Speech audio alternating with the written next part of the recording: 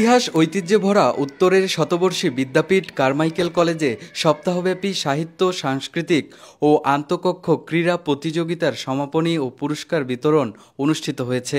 বৃহস্পতিবার বিকেলে কলেজের অন্নদামোহন হলরুমে শিক্ষার্থীদের হাতে পুরস্কার তুলে দেওয়া হয়।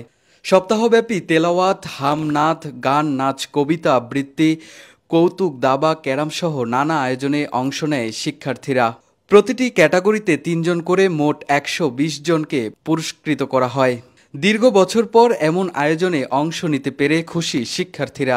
এই সাহিত্য ও সংস্কৃতির প্রতিযোগিতাগুলো এটা ১৯ সালের পর এই ২৫ সালে আবার অনুষ্ঠিত হচ্ছে। মাঝখানে বছরগুলোতে এটা বন্ধ ছিল।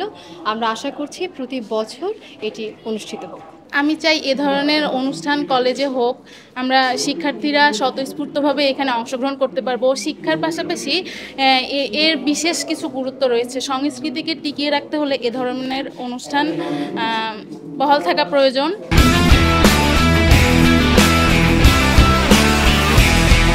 আমাদের গানগুলো আমরা গাইতে পারছি, আমাদের প্রতিভাগুলো আমরা প্রকাশিত করতে পারছি, এই জন্য ভীষণ ভীষণ ভীষণ আনন্দ হচ্ছে আমাদের।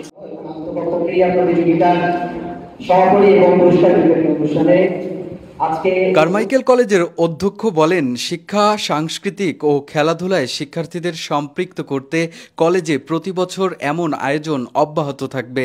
আমি প্রত্যাশা করি এরপর থেকে কারমাইকেল কলেজের ধারাবাহিকভাবে আরও যে আয়োজনগুলো করা সম্ভব সেগুলো করা হবে এবং সেটি ধারাবাহিকভাবে চলতেই থাকবে। আর যেন আমরা কোনো বিষয়ে অবহেলা না করি।